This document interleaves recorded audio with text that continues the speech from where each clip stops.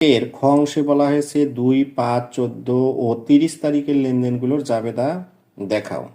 আচ্ছা, জাবেদা করার জন্য আমরা এখানে জাবেদার ছক অঙ্কন করে নিয়েছি। এখানে সব লেনদেনের করতে বলেনি, এরা নির্দিষ্ট কিছু তারিখ উল্লেখ করে দিয়েছে, অর্থাৎ 2, 5, 14 এবং 30 এই 4টি তারিখের লেনদেনের আমাদের জাবেদা করতে হবে।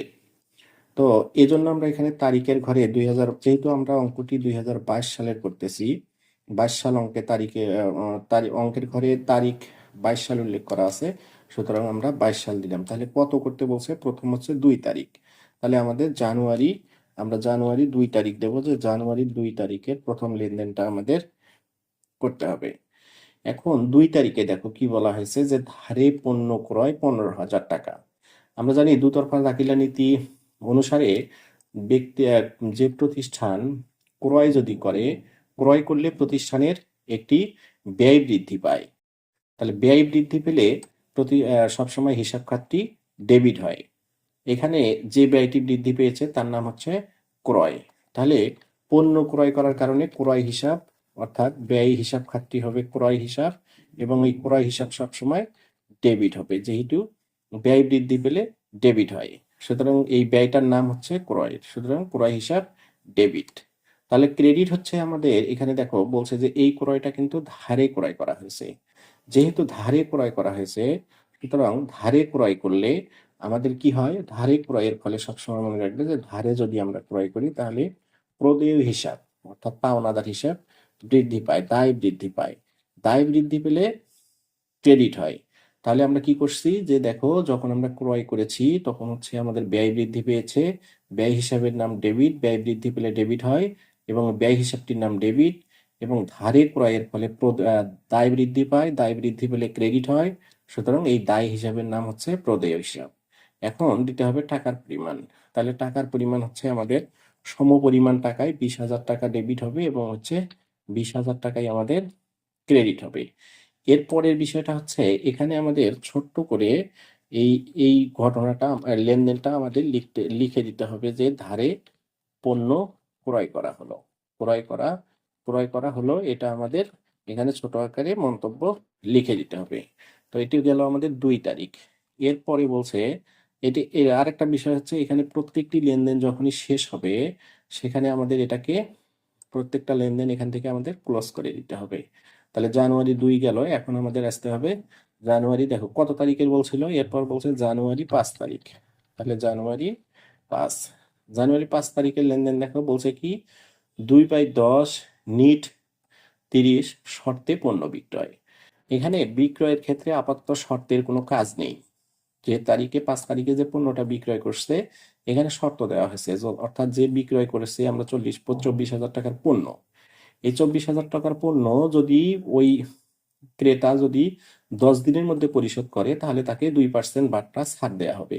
আর নিট 30 অর্থাৎ অর্থ হচ্ছে 30 দিনের মধ্যে অবশ্যই পরিশোধ করতে হবে। তাহলে আমাদের যেহেতু আপাতত এটা যখন তাহলে টাকাটা আমরা পাবো, তখন এই শর্তের কাজ, আপাতত আমরা শুধু বিক্রয়টাকে হিসাবভুক্ত করব। তাহলে যদি বিক্রয় হয়, এখানে দেখো বিক্রয় করা হয়েছে 24,000 টাকা। বিক্রয় কি? বিক্রয় হচ্ছে ওই প্রতিষ্ঠানের আয়। বিক্রয় করলে আয় বৃদ্ধি পেয়েছে, আয় বৃদ্ধি পেলে কি হয়? ক্রেডিট হয়। তাহলে যেহেতু আয় বৃদ্ধি পেয়েছে এবং আয় বৃদ্ধি পেলে ক্রেডিট হয়, তাহলে আমাদের দরকার কি? আমাদের দরকার হচ্ছে ডেবিট হিসাব খাত। তাহলে ডেবিট কি হবে? বিক্রয় করছি আমরা কি? শর্তে, শর্তে মানে বাকিতে বিক্রয় করছি। তাহলে বিক্রয় করলে আমাদের কি হবে? দেনাদার বা প্রাপ্য হিসাব, সম্পদের পরিমাণ বৃদ্ধি পাবে। এখানে সম্পদের পরিমাণ কি? প্রাপ্য হিসাব, যেহেতু বাকিতে, যদি আমরা নগদে বিক্রি করতাম তাহলে নগদ অর্থ আসতো, সম্পদের পরিমাণ বৃদ্ধি পেত, তাহলে নগদান হিসাব ডেবিট হতো। কিন্তু এখানে বিক্রয়টা যেহেতু বাকিতে করা হয়েছে, সুতরাং ভবিষ্যতে টাকা পাবো, এবং এই কারণে এটার নাম হচ্ছে প্রাপ্য হিসাব, সুতরাং প্রাপ্য হিসাব হবে আমাদের ডেবিট। তাহলে ক্রেডিট কি হচ্ছে? আয় বৃদ্ধি পাচ্ছে, আয় বৃদ্ধি পেলে আমাদের কি হয়? বৃদ্ধি পেলে ক্রেডিট হয়। এই আয় হিসাব খাতটির নাম কি? আমাদের আয় লেখা যাবে না, আমাদের আয়ের বাবদ যে হিসাব খাতটি প্রভাবিত হয়েছে সেই হিসাব খাতটি আমাদের লিখে দিতে হবে। তাহলে বিক্রয় হিসাব হবে আমাদের ক্রেডিট। তাহলে বিক্রয় ক্রেডিট কত টাকা বলছে, দেখো এখানে বলছে যে, এখানে টাকার পরিমাণটা বলছে 24,000 টাকা, সুতরাং 24,000 টাকা আমাদের ক্রেডিট হবে। তাহলে সমপরিমাণ টাকা ডেবিট এবং সমপরিমাণ টাকা আমাদের ক্রেডিট করতে হবে। তাহলে এখানে দেওয়ার পর আমাদের কি করতে হবে, যেহেতু এখানে শর্তে বা ধারে আমরা ধরে নিচ্ছি যে এটি ধারে পণ্য বিক্রয় করা হলো, এটা আমাদের অবশ্যই ছোট করে মন্তব্য আকারে লিখে দিতে হবে। আবার বলছি যে প্রতিটি লেনদেন আমাদের যখন ক্লোজ হয়ে যাবে তখন ওই প্রতিটি হিসাব খাতকে আমাদের এখান থেকে ক্লোজ করে দিতে হবে। এটি গেল আমাদের জানুয়ারি কত 5 তারিখের বিষয়। এখন আসি জানুয়ারি বলছে কত, দেখো আরেকটি বলছে যে জানুয়ারি 14। তাহলে আমরা এখানে লিখে দেব জানুয়ারি 14। জানুয়ারি 14 তারিখে কি বলছে দেখো, 5 তারিখে বিক্রয়কৃত অর্থ পাওয়া গেল।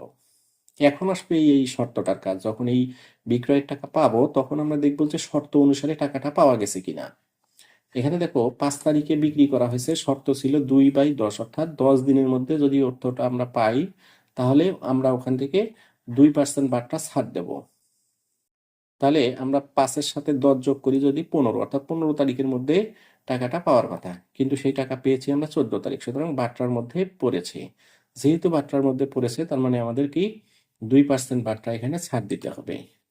তাহলে যখন আমরা বিক্রয়ের টাকা, এই দিন কিন্তু আমরা 5 তারিখে ধারে বিক্রয় করছিলাম, তাহলে ধারে বিক্রয়ের টাকা আজকে কি হলো, পাওয়া গেল। তাহলে যদি আমরা টাকা পাই তাহলে সেই হিসাবে নগদ টাকা আসছে। নগদ টাকার নাম কি, নগদান হিসাব, অর্থাৎ নগদান হিসাব সম্পদ, সম্পদ বৃদ্ধি পেয়েছে, সম্পদ হিসাব ডেবিট হবে। আর একটা কি হয়েছে দেখো, এখানে যখন আমরা টাকা পেয়েছি তখন কিন্তু আমরা বলছি যে বাট্টা দেবো আমরা 2%, সুতরাং আমাদের বাট্টাও দিতে হচ্ছে। তাহলে প্রদত্ত বাট্টা, যদি আমরা বাট্টা দেই সেই বাট্টার নাম হবে আমাদের প্রদত্ত বাট্টা। আর প্রদত্ত বাট্টা কি আমাদের জন্য ব্যয় হচ্ছে, আমাদের জন্য ক্ষতি হচ্ছে, সুতরাং ব্যয় বৃদ্ধি, এখানে আরেকটা ক্ষতি বৃদ্ধি পাচ্ছে, ব্যয় বৃদ্ধি পাচ্ছে, এবং ব্যয় বৃদ্ধি পেলে সেটিও ডেবিট হবে। এবং এই টাকাটা আমরা কার কাছ থেকে পাচ্ছি, এই যে প্রাপ্য হিসাব, এনার কাছ থেকে আমরা 24,000 টাকার পণ্য বিক্রি করছিলাম, এই প্রাপ্য হিসাবের কাছ থেকে আমরা টাকাটা পাচ্ছি। তাহলে প্রাপ্য হিসাব যে ওই দিন 5 তারিখে কিন্তু বৃদ্ধি পেয়েছিল, আজকে হবে কি প্রাপ্য হিসাবটা আমাদের হ্রাস পাবে, হ্রাস পেলে বিপরীত হবে অর্থাৎ ক্রেডিট হবে।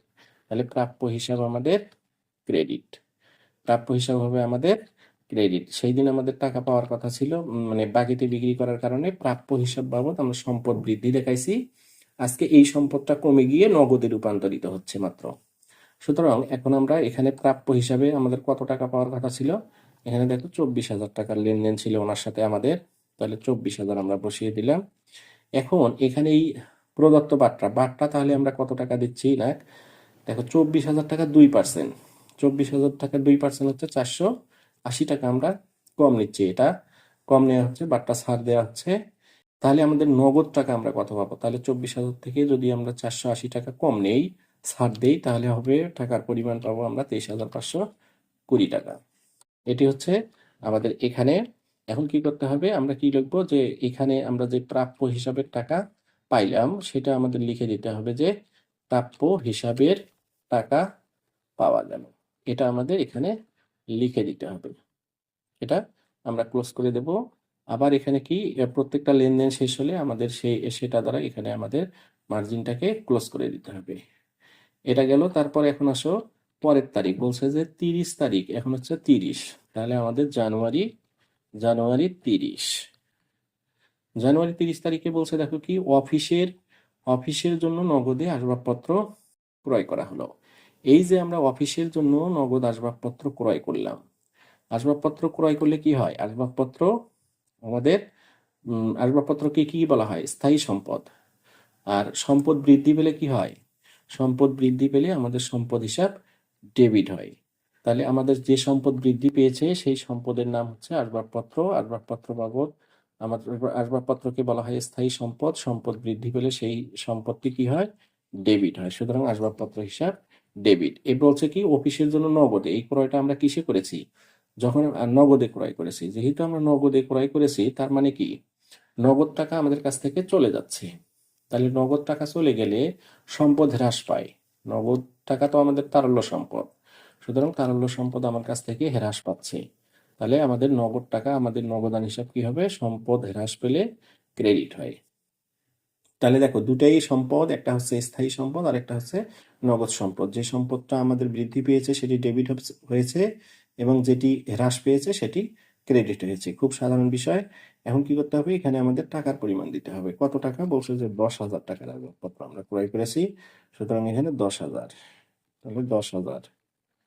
এখন এটা এখানে দেওয়ার পর আমাদের কি করতে হবে? এখানে ছোট করে আমাদের মন্তব্য লিখতে হবে। কি লিখবো?